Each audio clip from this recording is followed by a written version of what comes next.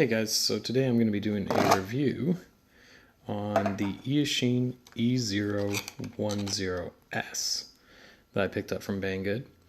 I've had this guy for about 2 months now, and it's been awesome. The camera that came on it performs really well. The antenna holds up really well against abuse, and the picture's really good. I've switched the frame, not because I broke the first one, I just like black better. And same thing with the props, I haven't broke a single prop yet. I just switched these blue ones because I like the color. One modification that I have done is I installed this different type of battery connector here. And that lets me hook up to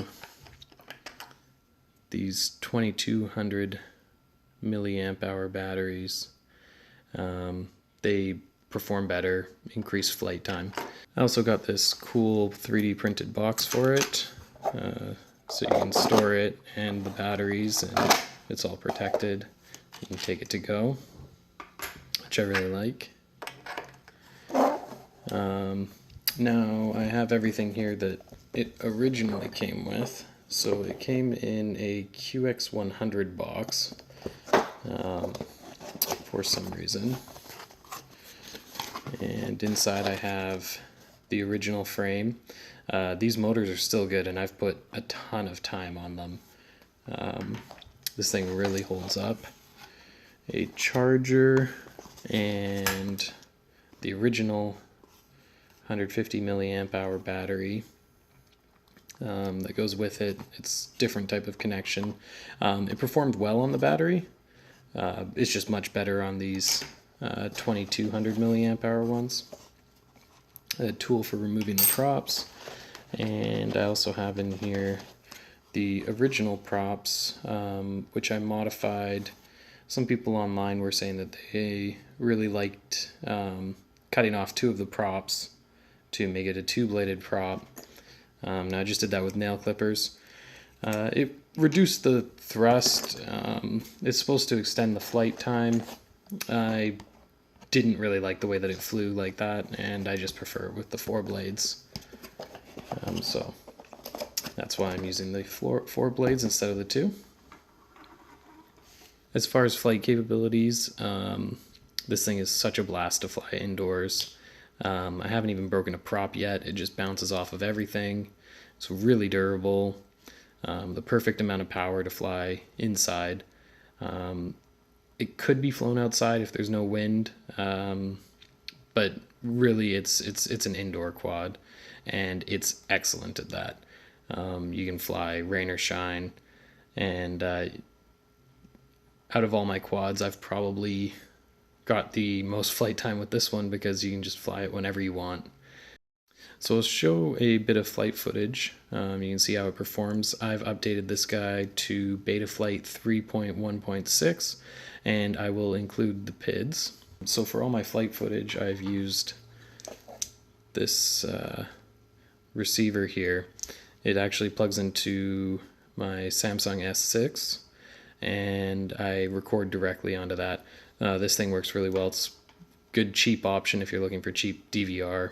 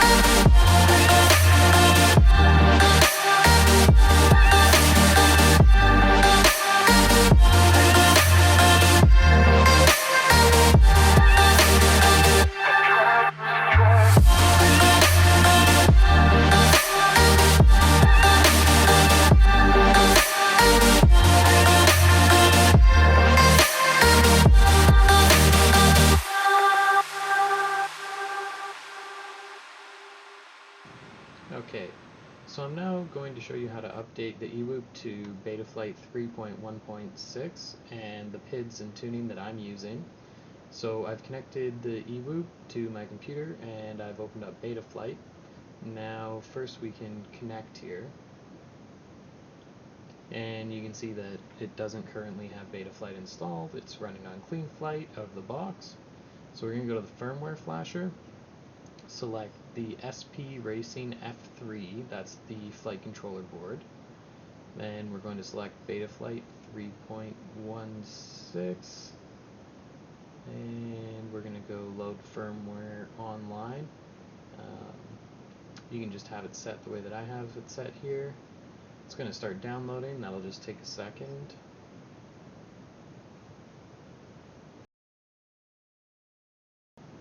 So once it finishes downloading, you can see it's for the SP Racing F3, Betaflight 3.1.6, and we can just go ahead and hit flash firmware. It will then begin to start flashing, and this just takes a couple minutes here.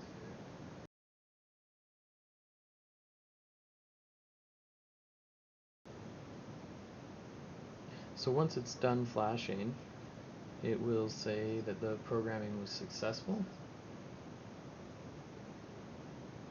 as you can see there, and we're just going to connect.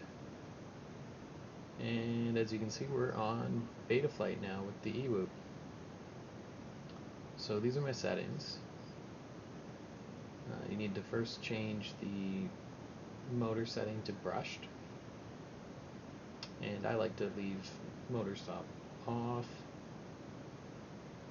and the rest here, I'm running FlySky so I don't have telemetry, and I'll just turn off everything else here. I don't use it. And then we're going to hit save and reboot. Next we're just going to hop over to PID Tuning, and these are the PIDs that I'm running.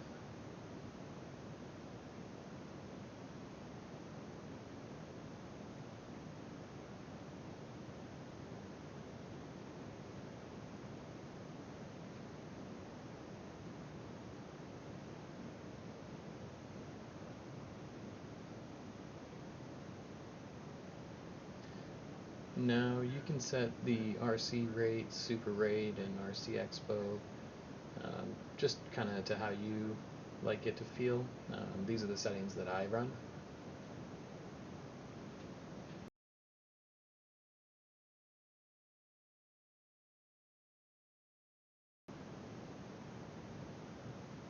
And now we're going to want to hit save, and then we're going to hop over to receiver tab.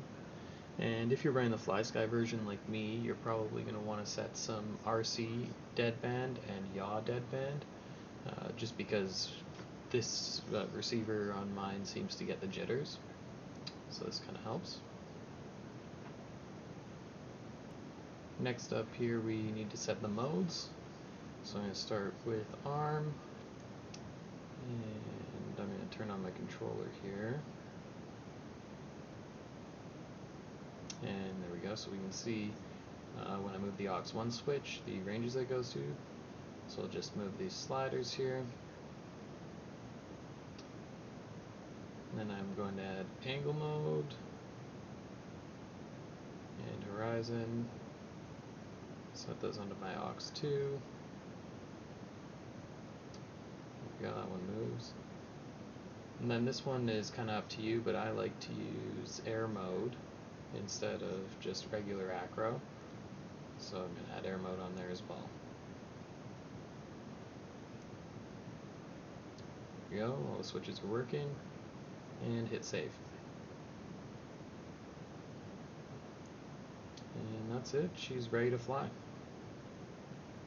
So thanks for watching, guys. I will have links in the description for the eWhoop and all of the parts that I use for it. If you like this video, please give it a thumbs up so that other people can see it, and if you want to see more content like this, please subscribe.